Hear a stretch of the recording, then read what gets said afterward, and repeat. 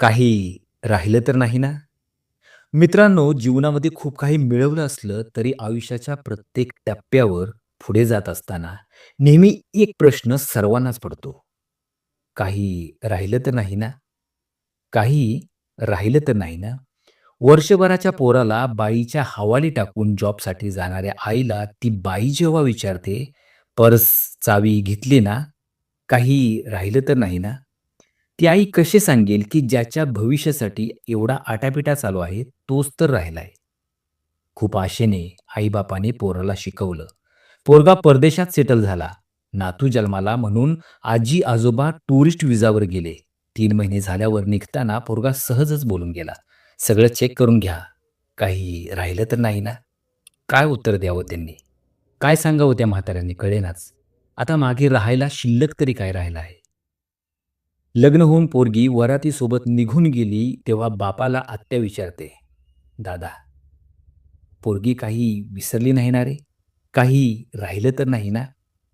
भूतकाळात गेलेल्या त्या बापाला पोरीच्या रूममध्ये सुकलेली फुलं दिसतात. अश्रू लपवत-लपवत बाप बोलता होतो, की "ती गेली, पण आठवणी इथेच राहिल्या." दुसरं काय राहणार? 60 वर्ष वय झाल्यावर आज साहेबांच्या ऑफिसमध्ये शेवटचा दिवस होता.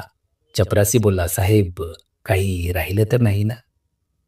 साहेबांनी डोळे बंद केले, तर लक्षात आलं, की पूर्ण आयुष्य या जागी काम करण्यात गेलं. सगळं तर इथंच आहे. मग मागे काय राहणार? स्मशानात आईच्या चितेला अग्नी देऊन बाहेर पडलेल्या पोराला मित्र विचारतो, "मित्रा, काही राहिलं तर नाही ना?" तो धावतच परत अग्नीजवळ गेला. आईचा चेहरा पाहण्यासाठी केलेला प्रयत्न अयशस्वी झाला. त्याला उमजेना की काय राहून गेले. डोळे पुसत-पुसतच तो म्हणाला, "काही नाही रे. जे राहिले ते आता सदा स्मरणात राहिलं." एकदा तरी वेळ काढून मागे बघा. जुन्या आठवणी ताज्या करा. डोळे भरून येतील, मन प्रफुल्लित होईल आणि आत्ताच्या या क्षण जगण्यासाठी नवी उमेद मिळेल. मग कधीही काहीच मागे राहणार नाही. हरायचं तर आहेच एक दिवस मृत्यूकडून. तोपर्यंत आयुष्य जिंकून घ्या.